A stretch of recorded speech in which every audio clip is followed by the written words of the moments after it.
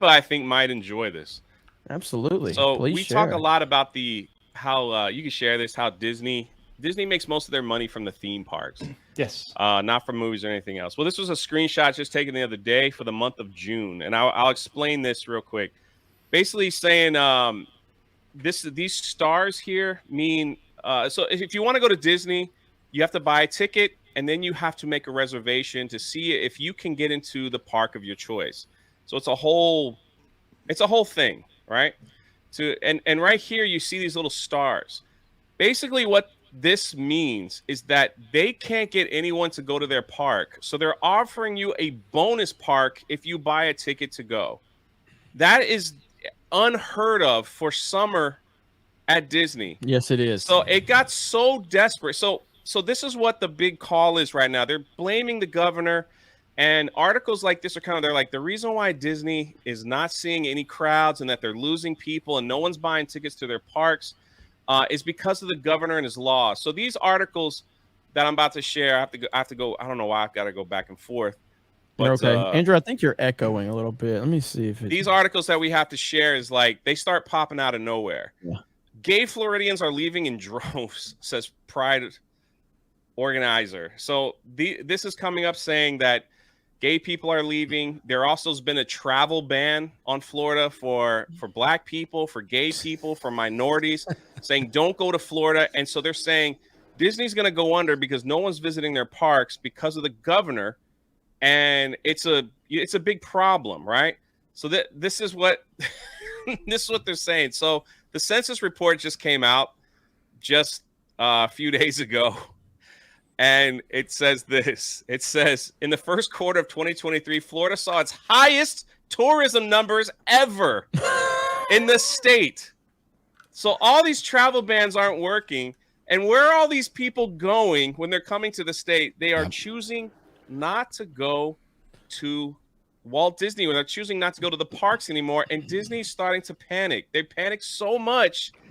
Not only did they close the Starcruiser and take a tax write-off, they introduced this. I had all this ready. Can't you tell? I wanted to sound like I was Ryan. It. Yeah. I don't know why I had to stop, but that's how it is. Walt Disney World announces a new ticket that's literally for people that aren't there. It's $99 a day, which is cheaper than going to Universal or SeaWorld. If you're a Florida resident, $58 a day. Mm-hmm. $58 a day is unheard of. Yep. That is crazy. Yep. And again, this is why we cover theme parks, the Geeks and Gamers, to keep you guys informed. But all this bullshit, Jay is on top of it. These numbers are absolutely insane. I don't think people understand while Rip is eating. He's excited. If they lose money here, that is a titanic disaster for Disney. Yes. This is the only thing, the past few years, that have brought them money. And they are now saying, look, for $58, come visit our theme park, because no one is choosing not to go anymore. And this is over the summer. They have never done that. And someone could correct me if I'm wrong. In the history over the summer, they usually offer tickets like that in what they call the off season, where people are in school and work. Most people don't vacation. Never have they done that over the summer. And when they announced that, we're just like, this is insanity. No one's staying in their hotels. They're offering 30 to 50% off discounts if you have certain passes, and even Chase credit card. If you have a Chase Visa, they're giving you a discount to stay in their hotels. So this is really telling. And I don't know if that ticket will boost interest for people to come, but we'll find out this summer as we go report the thing on is, this stuff. This is a crunch time for them, because they've said they need to do $5.5 billion worth of cuts, which is really, by the way, what's driven all of these closings. Galactic Starcruiser, the Lake Nona pullout, the layoffs, Pixar, all of that's the $5.5 billion which they need to come up with, which ties back to Comcast and the Hulu purchase, which is something they've been completely hiding. They keep burying it and burying it and burying it. They need to come up with at minimum $9 billion at the low end. At the high end, it's $23 billion. So, and they're fighting that out in an arbitration right now, and they got to come up with that before the beginning of next year. So if, like Jay said, they do not get this park money, their main revenue, they are really screwed in terms of this. They're going to be absolutely wrecked when it comes beginning of next year, because they're going to have to leverage themselves and go out and borrow money it's going to be ridiculous. And So- this is what we've been telling you. Go ahead. Joe. Universal, SeaWorld, others are reporting record numbers over the summer. So people, it is a direct. And we've been saying this on Park Hopper for a few years now, that this bubble that they had, because Disney parks were extremely packed the last year, there was no off season. People just, I guess it was, they were calling it like the lockdown effect or the COVID effect, where it's like everybody was locked down and then they just wanted to get out with their families. And so Disney did a great job for 40 years as a, let's go to a theme park, let's go to Disney park. So they were packed, but the predictions were the bubble was going to burst eventually. And it's like, we're seeing that right before our eyes. Like there is no way that the summer should be that empty, where they have like no sellout day. They should have multiple sellout dates that you can't get a ticket to go in already. And they're just like, no, it's bonus. Like we'll let you go to 2 parks instead of 1. Just come to our parks. It's crazy. That's unheard of. Even before they implemented blackout days, I think Floridians like self-imposed blackout days because we knew the summer was hell and it was packed. So we just wouldn't go. Like growing up, my family knew, like, we do not go to Disney during the summer. It's something you do not do. But the fact they're needing to beg is a total 360 of the situation. It's interesting to show the position of confidence that Universal has right now, because there was a rumor that came out, and I personally don't like this rumor, but considering what Disney's doing and just a few designs with their new park, it's starting to make sense to me. So one of the things that I love about Universal is I love City Walk and the fact that you go through City Walk to get to the parks, and it's a big part of that. So I was kind of concerned. I was like, well, this new park being a solo park, it's not going to have a City Walk-like entrance, is it? So the rumor is that it's going to be a hub and spoke. So you're going to have one central park, and then each of the sections, the Harry Potter section, How to Train Your Dragon, Mario, and the Universal Monsters are going to be self-contained with like their own way to get in there, kind of like how Diagon Alley is right now, where it's its own section. So the rumor is that you can get into the hub for free and then pay for each of the individual sections, or buy one ticket for the entire park. So I was like, this is going back to how amusement parks used to be like 100 years ago, or even Disney, where you'd get e-tickets and D-tickets and all that stuff and buy individual tickets. So I was like, if Universal is even considering that, that shows a lot of confidence in their product, because that's a bold change compared to how Universal and these parks have been run for like 50 years, since they moved away from that.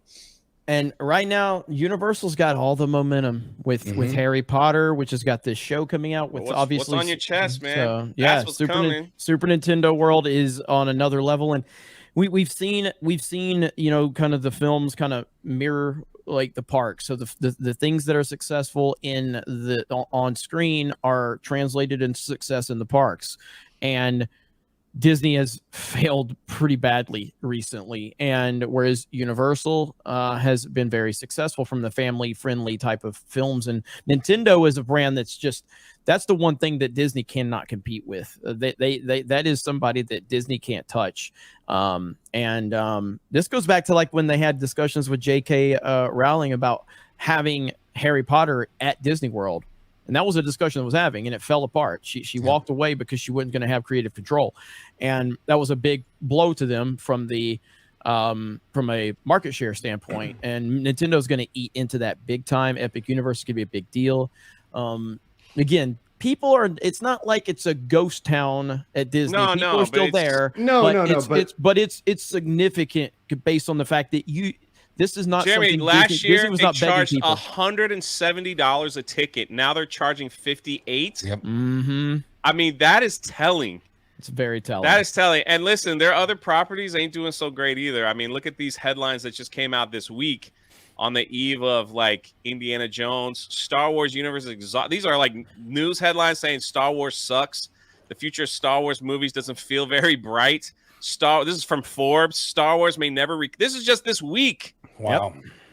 Star Wars might not ever recover. Why is Star Wars dying? But no, geeks and gamers and Jeremy and all those times when they said Star Wars is dying, you're just angry YouTubers. Mm-hmm. You weren't right. Mm-hmm. You guys we were all wrong about Star Wars. They're just fine. Now the media is coming out with articles for like Forbes and everything. Yahoo News is like saying, yeah, Star Wars sucks right now, and they better do something to fix it. You love it. You love it. I mean, that's telling, man. There's something in the air, man. Something in the air is changing. So And Solo lost money. Lightyear lost money. Strange World lost money. Little Mermaid's going to lose money. Elements is coming out. That's looking Elemental, to bomb. yeah. big Mulan lost time. money. Man, that looks terrible. It does. And do you think the Rey movie is positioned to make money? No. If that even happens. So again, Listen, do you nobody think- was making anything up. We were just telling you what was going on, and now you see it happening. Go ahead, Jay. No, I was just saying. Do you guys think if Indiana Jones lays a big goose egg, that could be like the deciding factor for like Lucasfilm? I don't know if they'd get rid of Kennedy, but would they just do a whole? Because there's a lot of L's right now. I mean, there's like massive articles about the Starcruiser. The Starcruiser was supposed to be built, and I have all this stuff, and eventually I'll have a video out on it because I know people are waiting to hear. But they were getting ready to build one in California, in Paris, and in Tokyo. So they had all that stuff ready to go because that's what they are listening to people, like 6 people that are telling them this is what the people want. They want a Rey and Kylo hotel and everyone will love it and they'll pay $5,000 to go to it. So they're like, okay, if that's what they want, we're going to start with Orlando. California's next. Tokyo will be one. Paris will be one. And then when no one was going to it, they actually had a meeting with Bob Iger and they said, and I had reported this before and people called me stupid. They were going to change it to the Mandoverse. They were building a baby Yoda inside that stupid Starcruiser, like a I don't know, an animatronic one that you could get photos with, and they were going to change it. Then they were even talking about changing it to a prequel era type, but nothing about the original trilogy. And Bob Iger finally said, "I'd rather have a tax write-off, so just dump it." And now, like what I'm hearing now is that thing is possibly going to be bulldozed, like erased from existence. Like they don't even have plans to update it, maybe turn it into a hotel, maybe use it for something. They're just like, we're going to get a tax write-off and we're just going to knock the whole thing down. That is insanity. So Lucasfilm is literally telling Disney, if you build this hotel, people will come, it'll make you money. Well, it had them lose millions, hundreds of millions of dollars it lost, Lucasfilm. And then they said, well, what's going to save us all is a Rey movie. Are you serious right now, Star Wars? Like, this is insanity. Andrew, during Mando, sorry, I'm on a little rant, but during Mando season 3 is when they lost 300,000 subscribers on Disney Plus, right in the middle of Mandalorian season 3 here in Canada and America. Now they lost 4 million total, but a lot of that had to do with the to be fair is like some sporting event overseas or some other country. That all tied into 4 million subs. But that's still a lot of subscribers lost. But Mandalorian couldn't even keep 300,000 people like here. So it's just like, now you got Indiana Jones, one of the most expensive movies ever made, is coming out like this month. Huge flop. Yeah, and if it flops, what are the odds that they scrap that Indiana Jones TV show for Disney Plus that doesn't have Indiana Jones in it? Well, listen, Willow was a Lucasfilm production. They said they'd rather have a tax write-off than keep it on Disney Plus. They deleted it off Disney Plus. So Andrew, Lucasfilm is taking so many L's. Quick question before I have to bounce. I know you got to bounce. Yeah, I didn't know Jay was given the Gettysburg Address of Star My Wars. bad. No, but Jay gets going is good. I'm sorry, man. You're right. It's good. It's good. I love you, Jay. No, it's a great conversation because that was the question I was going to ask him because I know he's plugged in kind of what goes on in Florida. How bad do you think it has to get before they start legitimately selling off assets? It would have to be pretty bad because here's the thing. That's if you look at their split of revenue, like Jay said, the parks are their main moneymaker, like the media, because they have it split right now into the media side and the non-media side. And the non-media side, i.e. the parks, are their main money makers. Those are the things that print money for them consistently. So that to sell their money-making asset would be like peak. That would just be like peak derangement. Now, I'm not putting it past them because they've done crazy self-destructive things so far, right? I'm not putting it past them. However, I think that would be a very much a last resort. It's much like people talking about moving the parks. They don't even have the working capital to even dream about that, much less to actually do it. But it's all pure hubris. I mean, the thing is with Disney, it's all because they want it their way. They want to have creative control. They want to do it their way. They want to do it the Disney way, not the George Lucas way, not any other way. I have a video that I'm going to put out on Brightline. The whole fight with Brightline is because they want to do it, which is the high-speed rail between Miami and Orlando, which is going to be huge, by the way. It is going to be a big thing. But the reason is Disney wanted to do it their way. They want them to come on bended knee, and they're not willing to collaborate. They're not willing to come to the table. They're not willing to do it somebody else's way. That Brightline story, I know you have to go, but I could go another 20 minutes on that stupidity. It's idiotic. Listen, what it is, RIP is a train system that'll take you all through Florida. They basically went to Disney and were like, can you give us some money and land, and we'll drop people off right in front of your parks? And just Disney was like, I'm Disney. You need to pay us. Yeah. So then Universal was like, well, screw them. We'll give you money and land, drop people off in front of our parks. And they're like, all right, no problem. Like, that's basically what it was in a nutshell. So and this is gonna be massive because it's gonna cut the driving time by 30 minutes. It's a little bit more expensive, but it's less expensive than flying. So it's gonna be something that I think is gonna be big. And people underestimate the international people that come and they want to go to Miami and Orlando.